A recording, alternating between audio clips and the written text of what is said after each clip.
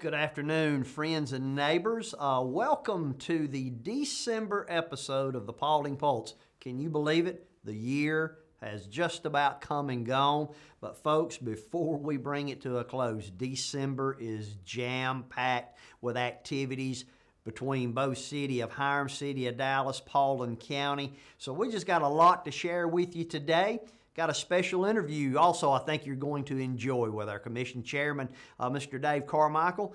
So we're not going to delay anything. We're going to just dive right into it. So let's get started. We're going to kick it off on December the 6th through the 8th at the Dallas Theater, downtown Dallas, the best Christmas pageant ever. There's going to be 5 showings of this. On December the 6th, there's going to be a 7 p.m. showing. Then on December the 7th, a 4 p.m. and a 7 p.m. And then on the 8th, there will be a 2 p.m. and a 5 p.m. for the best Christmas pageant ever. So put that on your calendar. You do not want to miss this. You want to be there. Also, now December the 7th is just jam-packed, folks. You need to really schedule this or you will miss something, I assure you that. On December 7th at 11:30 a.m. that morning, the 32nd Annual Invitational Dallas Christmas Parade will be taking place at 11:30. We moved the time back a little bit this year so that we can get it in. You know, folks, there's this ball game that gets played, the SEC Championship, and everybody wants to be able to see that. They don't want a conflict there. Well, they're really going to have a conflict this year. But we did try to cooperate, and we tried to listen to everybody, and it will start at 11:30 on December the 7th. So bring the kids out and be part of the Dallas Christmas Parade. Also, later that same day, on December the 7th, the city of Hiram, they will be doing their annual Christmas tree lighting. And that will be from 6 p.m. until 9 p.m. There will be entertainment. There'll be food trucks. There'll be lots to do for the family, the kids, so you are not going to want to miss this. I told you, it is a jam-packed day on December the 7th. So make sure to put that on your calendar. Now, folks, we got to spend earlier today some real good time with Commission Chairman Dave Carmichael. We want to cut away just for a moment, share that interview with you, and I know that you're going to enjoy this. So let's hear from Dave right now. Well, folks, we're here today with Commission Chairman Dave Carmichael. I know it's going to be a great interview. He's going to give us some parting words. We're going to get a little insight into the man, the chairman, who he is, what's brought him to this point. So we're going to just dive right in and get started. Dave, how are you doing today? I am well, John, and happy to be with you, and thankful for our team behind us that are videoing this. Always. Great team that puts all these together. Thank you for taking time to be with us today.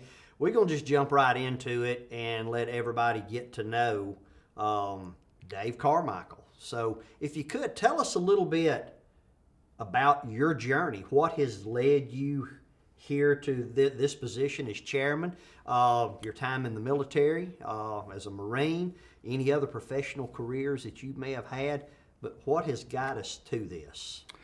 Well, came to Paulding County with my wife and 2 children back in 1979, and from that time, in a couple of parts of my career, I always worked out of the county, like a lot of people in Paulding County do.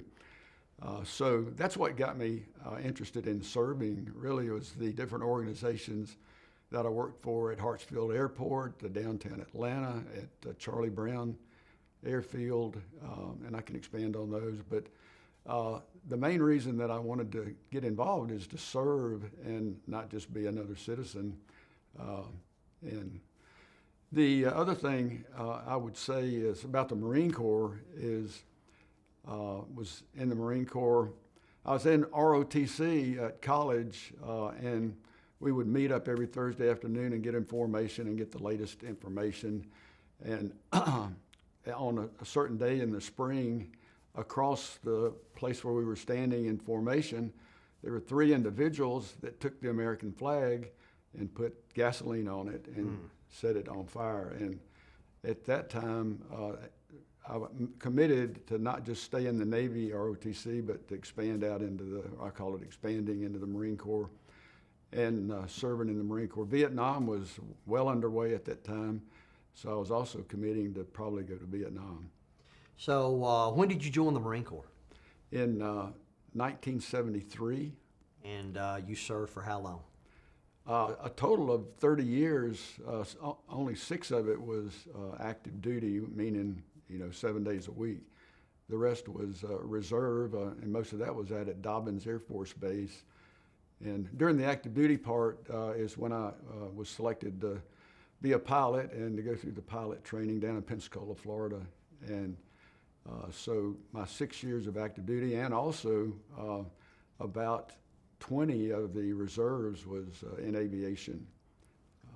So tell us about that being a pilot part. What everybody's going to want to know. Well, what did you fly? Well, I flew the A4 Skyhawk, which is a very tactical airplane. The A standing for attack, so you attack the target and you drop bombs on it, or you fire missiles on it. Now, what's interesting is I didn't have to go to combat. All the services, you try to train up and be ready to go and do whatever the Pentagon tells you to do. But when I transitioned from Pensacola, Florida to Yuma, Arizona to get the bomb training, that's when Nixon brought everybody out of Vietnam. And I guess I should consider that a blessing, but a lot of the people I worked under were Vietnam veterans also. Well, I want to personally thank you for your service. Thank you. And I know I speak for everybody, so thank you for that. And, Dave, I'm a firm believer that, the decisions we make today is going to determine who we are tomorrow. So how would you look at the decisions that you made in the past? How has that molded you into the leader and the decision maker that you are today, whether it be past professional career or military time? Well, in the military, if you're an officer, you're going to be given the responsibility, and you're going to have people under you. I was the commanding officer for a while at Dobbins Air Force Base with a 150 man-woman company, and you also work with a lot of other officers in the Marines, or really in any service, and you have to work together to complete the mission and to be tactically ready. So that was huge. It's something that I always wanted to do anyway, is have leadership roles. But if you get in the military, you're going to be asked to lead. Well, you mentioned leadership role, and you're being very modest here. Share with everybody the rank when you retired. Well, I retired as a colonel. A lot of people say it's full bird because there is a lieutenant colonel, so a full bird colonel. But again, I was in 24 years in the reserves, and that the longer you stay, if you perform as the generals decide, if you perform well enough, then you're probably going to get promoted. And I'm not trying to be modest. I'm just saying you stay in and you work hard, you'll probably be promoted. Well, that's one of the things I've noticed about you the time that I've known you. You're very humble, you're very modest, and I pick up on that not just in your personal life, but in your leadership roles and in your professional roles. And that's to me, that's to be commended. So so let's come into the role of commissioner. Okay. Now, you served as a post 1 commissioner for a while. I did. I was the manager of the aviation, the Department of Transportation aviation operation. Now, this is before Zoom calls and online conventions or conferences. So we would fly the governors that served under 4 governors and then different commissioners of the state to South Georgia. And it's a pretty long drive to get to Valdosta or, Yes, it is. over to Brunswick. So we did a lot of flying to get the leaders of the state around so they can meet person to person, face to face. But when things started to pick up with the Zoom calls and more online communication, then Governor Deal came to me. We were actually leaning on the wing of a King Air down in Georgia, South Georgia, and I was trying to convince him not to close our flight operation up because I felt like we were very much value added to the state, and he felt otherwise. So in 2012, they closed the flight operation. They kept one airplane so the university system could use it, but so I didn't have a job, and 9 other pilots and 6 mechanics didn't have a job either. So came to Paulding County. David Austin said, "Hey, we got an open post commissioner, back to your question, job. Would you be interested?" And I said, "Yeah, I would. I'd like to serve my county." And so that's how I ran for office and got into campaign mode, got my little team around me like everybody has to do. And now you're coming to the close, to the end of your second term as chairman. Looking back on the past 8 years, what would be one of your greatest accomplishments that you're proud of?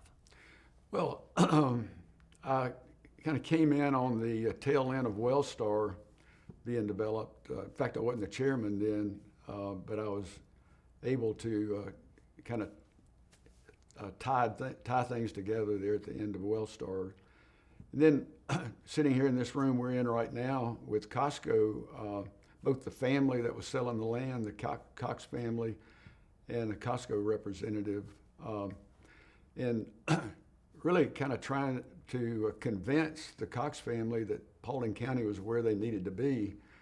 And the father particularly had his 2 sons there, and they were doing most of the talking, but Mr. Cox needed some convincing. So, I felt like I had a part in convincing him that this was going to be a good thing for his family and also a good thing for us in Paulding County.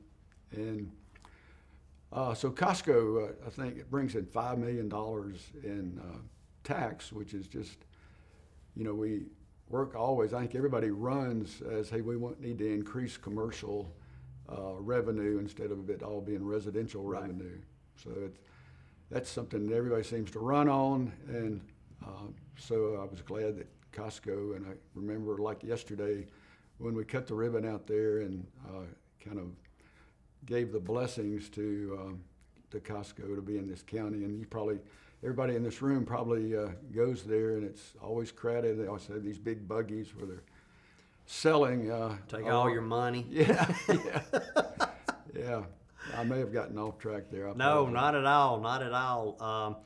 During your time that you've served, because you've been a public servant now for quite a while, how has Paulding County changed and evolved that you've seen? Well, when the population goes from 30,000 when Lou and I moved here, I married Lou, my wife, and I moved here, from 30,000 to now 182,000, and watching that last 40 or 50,000 in the last 11 years that I've been involved. So just growth and then development. A lot of developers wanting to buy land here because it's so close to Atlanta, and therefore the workforce can find jobs more easily. So that's a huge change, and along with that comes infrastructure needs. We get calls weekly here where people would like to see more highway infrastructure developed, and I understand that.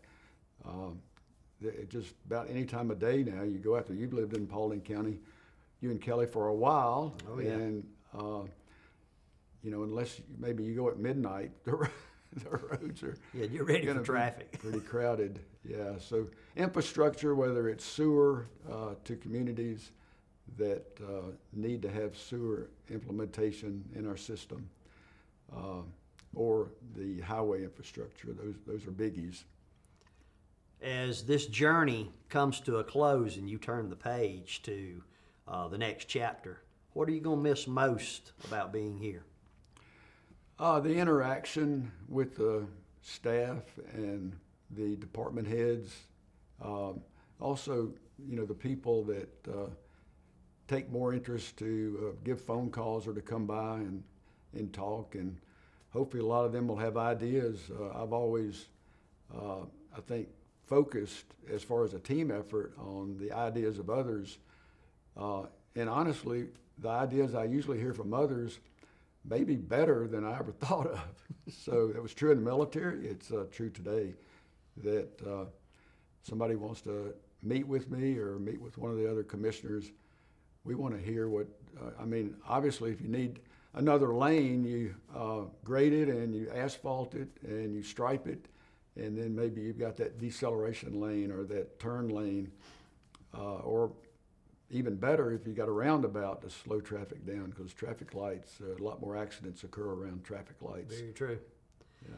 How has your family, on both ends of it now, how has your family been impacted by you serving, and how has your family played a role in supporting you in this journey?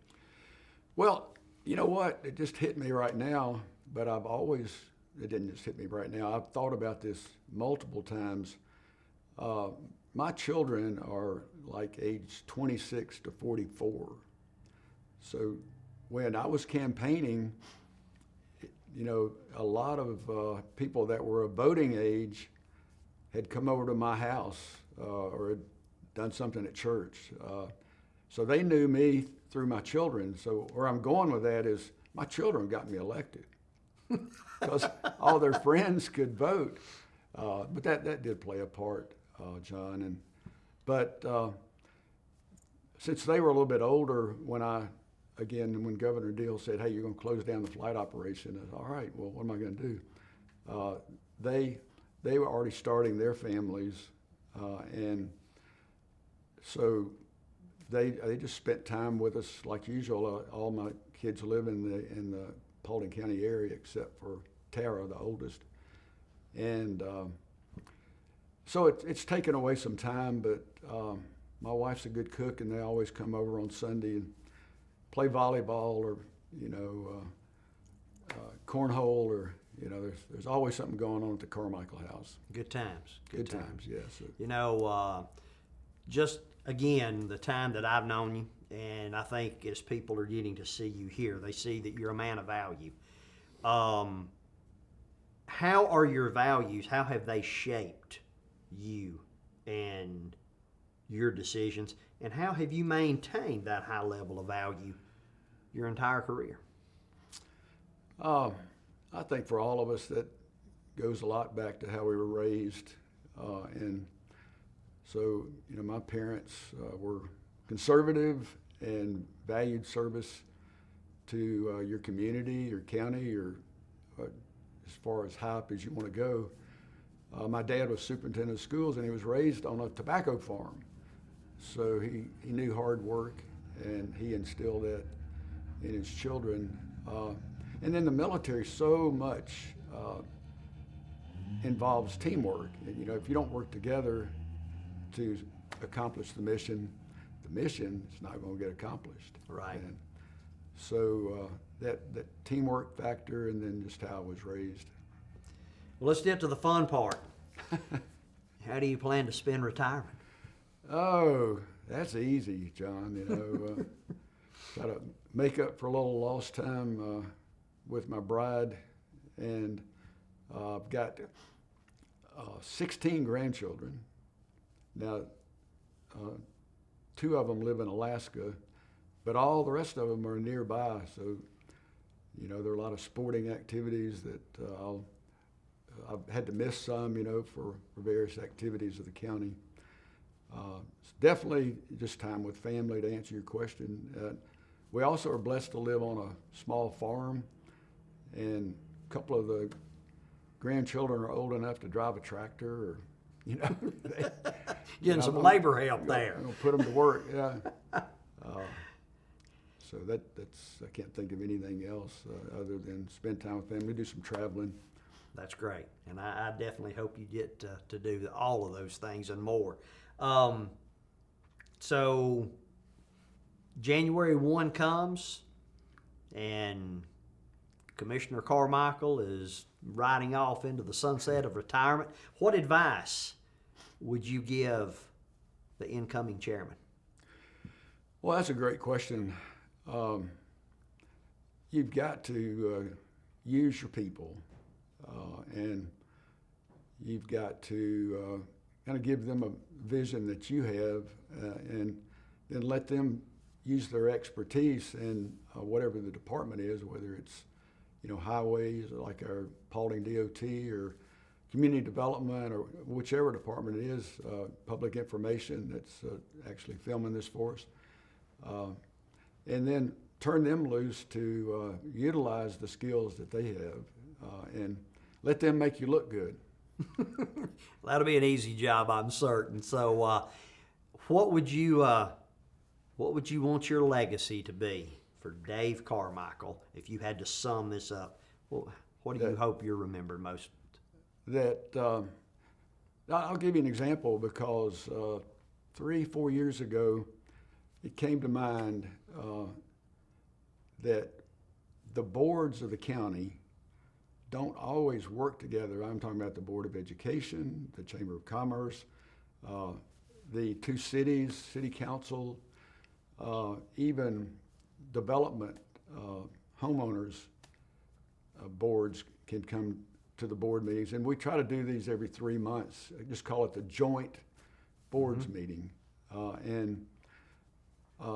so we had the first one out at the airport, and we always have one of our department heads that, as part of the new business of the meeting, they'll describe something that would apply to everybody in the room. But what it accomplishes is all these other boards besides the Board of Commissioners get to hear what's going on and what our main objectives and near-term goals projects are, and then they're in the loop. And on the flip side, as I would leave those meetings, I knew what the Board of Education was focused on. And I knew what the other boards were involved in, what the cities were involved in, that otherwise I would have just been in the dark on those. And not that I needed to know the details, but at least the broad scale, I knew what was going on, and they knew what was going on with everybody around the table. We just had one week before last, kind of finish up the year here. So just the working together and expanding it, not just internally to the Board of Commissioners and the administrative workers of the county, but to the other organizations that mean so much, the municipalities that mean so much. And we're so much stronger when we're connected and we're in contact with one another. And I can pick up the phone and call Mayor Moran or call Mayor Kelly, and they're going to pick up the phone because we've got a good relationship. That's good. That is good. One last question. What would be what would you like to say today to the residents of Paulding County? What would be your parting message to them? Wow. To realize that Paulding County is special from natural resources, with a waterfall, with the reservoir, with a lot of hiking locations. So from the natural resources, we've got different species of fish and things that are found nowhere else in the United States. Not that you're going to go out and try to catch one of these endangered species, but that the people are friendly out here. You've been here a lot of years, John, and I think we're more family oriented than some urban areas nearby. And so just to capitalize on that, get involved in one of the boards. We've got like 18 different boards. Maybe you're interested in animals, get on the animal control board. If you've got experience in construction, get on that board that looks at how the construction's going and then weighs in with their expertise. And I could go on and name 5 or 6 other boards that just give us a call and we'll put you on a board. Yes, you will. You'll give them a job. So, Yeah. Dave, thank you for taking time today. I wish you nothing but the best, not just you, but you and your family. It has been an honor to get to working under you, and I've learned a lot just by observing you, and I thank you for that. And I wish you well. Enjoy retirement. Make lots of memories. Hug on the babies, and hopefully you can do a little more hunting. So I wish you well. Thanks, sir. Thank you, Dave. Appreciate it. Folks, I know that you enjoyed that, and we wish Mr. Carmichael, we wish him nothing but the best in retirement. We thank him for his service, not only to Paulding County, but to our nation as a retired military Marine officer. So we thank him for that, and I mean that from the bottom of my heart. I really did. I enjoyed that interview. Let's get back into the schedules. Okay, on December the 13th through the 15th, folks, this will be the first time in Paulding County we've done this. There's going to be a Christkindl market that will be taking place on December the 13th. That's on a Friday at 5:30 until 9 o'clock that evening. The Christkindl market is going to kick off. There will be vendors. There will be food trucks. There will be Santa Claus. He will be arriving on Friday evening. On Saturday, it's going to kick back off at noon, and it will continue until 9 p.m. Now, we got a special guest for you. That evening at 8 o'clock, Grand Ole Opry member Mark Wheels is going to be entertaining for us. And then on Sunday, we will come back at 1 p.m., and we will bring this thing to a close at 7 p.m. But we're going to be having local schools that will be entertaining. We got some local artists that will be entertaining. Santa Claus will be here. There will be crafts for the kids. So, folks, you can come out. You can do your Christmas shopping. You can get dinner with the family. You can be entertained. So come out and make some memories at the Paulding County Christkindl Market on December the 13th, 14th, and 15th. You don't want to miss this. Also, on those same days, December 13th, 14th, and 15th at the Dallas Theater, the Nutcracker will be showing. On the 13th, there will be a 7 p.m. showing. On the 14th, there will be a 2 p.m. and a 5 p.m. showing. And then on the 15th, there will also be another 2 p.m. and 5 p.m. showing. So please be sure to put this on your calendar. You could go early to the theater, see the Nutcracker, come to the Christkindl Market. You know, now that I think about it, you could do that on a Saturday, and you could go and catch the Nutcracker early, come to the Christkindl Market, get Mark Wheels to entertain you that evening. Folks, we're not holding anything back in December. It's just a great month. Also, December the 18th at 11 a.m., Trouble in Toyland with Lee Bryan. This is the puppet guy. If you have never seen him, folks, bring the kids out. This is just going to be a great time for them. I promise you they will enjoy it. You will enjoy it. And he never disappoints. So come out and see Lee Bryan, the puppet guy, and all the Trouble in Toyland at the Dallas Theater on December the 18th. On December the 20th, I told you, folks, we got a full calendar. It's a Wonderful Life will be showing at 7 p.m. at the Dallas Theater. So you do not want to miss that. You know, it's not Christmas until you see It's a Wonderful Life. So come out and see that. December the 31st, City of Hiram will be having a New Year's Eve block party. There will be food trucks. There will be entertainment. Folks, this is going to kick off at 8 p.m.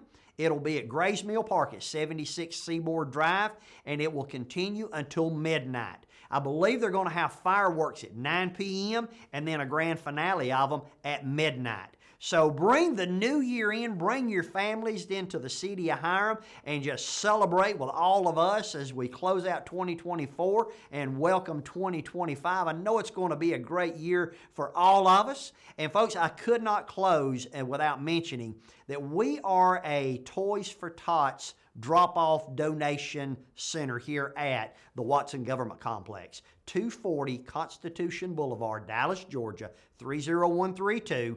In the admin building, as you come in the door downstairs, there is a box there for Toys for Tots donations. Bring your new unwrapped toy and drop it off. You've got until noon on December the 9th.